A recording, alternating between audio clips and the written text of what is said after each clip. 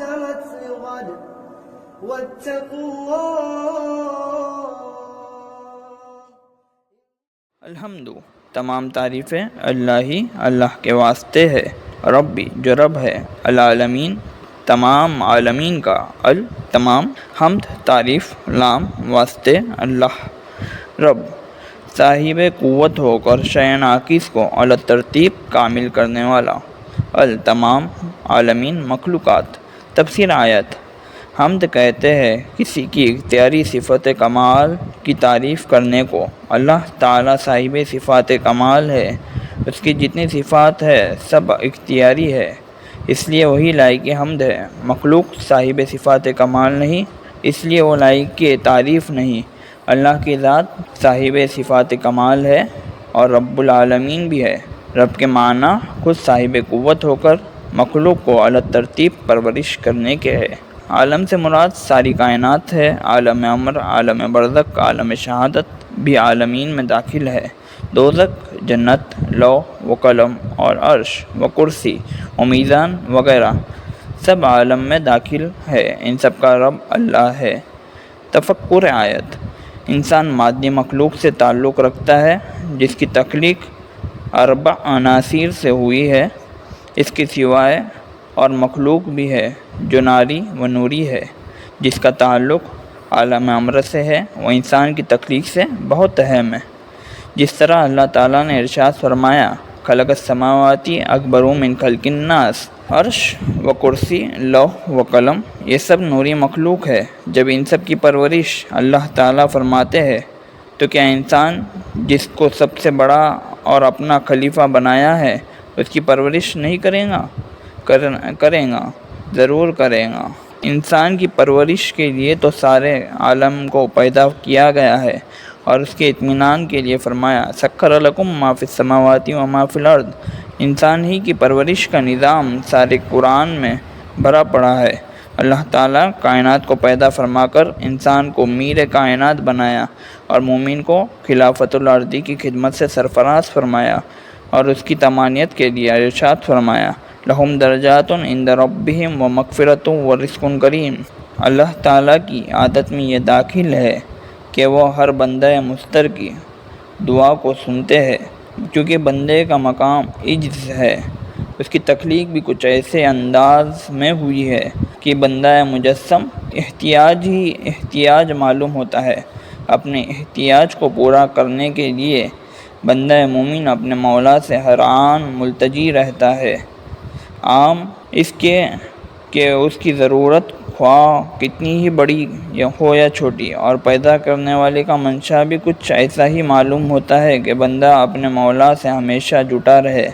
تبھی تو اس کو احتیاج کا مرکز بنا دیے ہے.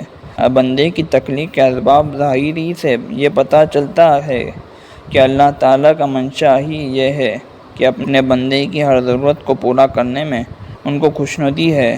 اس لیے کہ سورہ فاتحہ میں جو قرآن کا مقدمہ ہے آپ نے ان تمام صفات کا تذکرہ فرمایا ہے جس سے بندے کو ہر آن دو چار ہونا پڑتا ہے.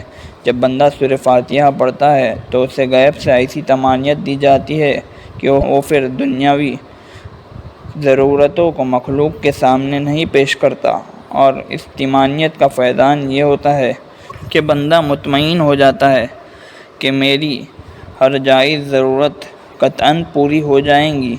بندہ جب اپنے مولا سے درخواست کرے تو اس درخواست کا سرنامہ الحمدللہ رب العالمین الرحمن الرحیم مالک یوم الدین ہی ہونا چاہیے. جیسا کہ ہر درخواست گزار دنیا میں کسی عہدیدار سے درخواست کرتا ہے. درخواست پر اس عہدیدار کو خاص القاب سے مخاطب کرتا ہے جس سے وہ خوش ہو کر اپنے اس القاب کی روشنی میں درخواست گزار کی طرف متوجہ ہوتا ہے کہ میں کس حد تک اس کی مدد کر سکتا ہوں. یہی نظریہ نفسیائی پہلو کو واضح کر رہا ہے کہ بندہ بھی اپنے مولا سے ان کے بتائے ہوئے طریقے پر درخواست مرتب کرتا ہے. اس درخواست پر القاب ان کے پسند کیے ہوئے لگاتا ہے. حق تعالیٰ اپنے بندوں کو سبق دیتا ہے کہ تمام حمد میرے لیے ہے. میں رب ہوں تو عالمین کا، اور رحمان بھی ہو، رحیم بھی ہو، یوم جزا کا حاکم بھی ہو، اس دن میں سب سے پوچھوں گا، مجھ سے کوئی نہیں پوچھے گا۔ بندہ جس وقت اللہ کی حمد بیان کرتا ہے اس وقت بندے کی نظر غیر اللہ کی مقصودیت سے ہٹ جاتی ہے، کیونکہ مخلوق میں کوئی بھی صاحب صفات کمال نہیں، اس لیے کوئی بھی میری حاجت کو پورا نہیں کر سکے گا۔ حمد کے بعد بندے کی نظر اللہ تعالیٰ کی ربوبیت کی طرف متوجہ ہو جاتی ہے۔ فی الحقیقت حق تعالیٰ خود اپنے بندے کو صفت ربوبیت کی طرف متوجہ فرماتا ہے۔ بے انتہا کرم ہے اللہ تعالیٰ کا اپنے بندے پر کہ بندہ جب خدا کے سامنے اپنی حاجتوں کو لیے ہوئے پیش ہوتا ہے تو حق تعالیٰ بندے کی زبان سے اپنی حمد و ستائش سننے کے بعد اس کے سامنے اپنی ربوبیت کو پیش فرماتا ہے۔ حمد کے بعد صفت ربوبیت کا اعلان خود اس بات کی دلیل ہے کہ بندہ اپنے رب سے مانگتے وقت نا امیدی کو محسوس نہ کرے، کیونکہ رب کے معنی خود اس بات کا ثبوت پیش کر رہے ہیں کہ شے ناقص کو ترتیب کامل کرنا صفت ربوبیت کا منشا ہے۔ بندے کا احتیاج خود اس بات کا ضامن ہے کہ وہ صفت ربوبیت ہی سے مستفید ہو سکے گا۔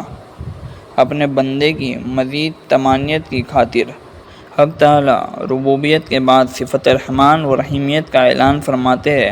حق تعالیٰ اپنے بندے کے قلب کی گہرائیوں سے باخبر ہے۔ حق تعالیٰ کا منشا یہ ہے کہ میرا بندہ کہیں اپنے اعمال و حرکات کا محاسبہ کر کے مجھ سے مانگنے میں کوتاہی نہ کرے اور یہ خیال نہ کرے کہ میں گنہگار ہوں، بدکار ہوں، میری کہاں سنے گا، نیکوکار بندوں کی سنتا ہے۔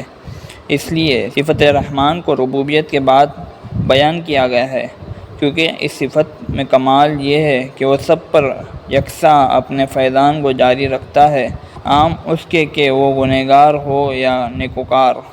اس لیے اس کو صفت امتنان بھی کہتے ہیں۔ حق تعالیٰ کی کریمی کے صدقے ہو جائے کہ اس نے اپنے نیکوکار بندوں کی رعایت فرما کر صفت رحمان کے بعد صفت رحیمی کا بھی اعلان فرمایا۔ میرے نیکوکار بندوں کے قلب میں کہیں یہ بات نہ گزرے کہ اللہ کی رحمت ہر عام و خاص پر یکساں ہے، تو پھر نیکوکاری کے لیے زیادہ مشقت اٹھانا لا حاصل۔ اس لیے اللہ تعالیٰ نے صفت رحیمی کا اعلان فرمایا کہ اپنے نیک بندوں کی خاطرداری کی ہے کہ میری رحمت ہر عام و خاص پر صفت رحمان کے تعلق سے ہے اور بالخصوص نیکوکاروں پر صفت رحیمی کا فیضان ہے۔ وَقَانَ بِالْمُؤْمِنِينَ رَحِيمًا۔ کیسے مبارک ہیں نیکوکار بندے کہ اپنے مولا سے سب میں شامل ہو کر صفت رحمان کے فیضان سے مالا مال ہوئے اور نیکوکاری کی وجہ صفت رحیمی کے فیضان سے بھی فیضیاب ہوئے۔ بندہ اللہ تعالیٰ کے ان صفات کے تقاضوں سے واقف ہو کر جب اپنے مولا کے سامنے پیش ہوتا ہے تو اللہ تعالیٰ بالطاف عمیم اس کی حاجتوں کو پورا کرنے کے علاوہ اس کی خواہشات کی بھی تکمیل فرماتا ہے۔ قربان جائیے ایسے پیارے رحم والے مولا پر کہ اپنی منشا کو اپنے بندوں کی بھلائی کی خاطر ظاہر فرمانے کے لیے ان کو محکوم فرما دیا کہ ہمیشہ ہر نماز میں اس صورت کو پڑھا کرے ورنہ تمہاری نماز قبول نہ ہوں گی۔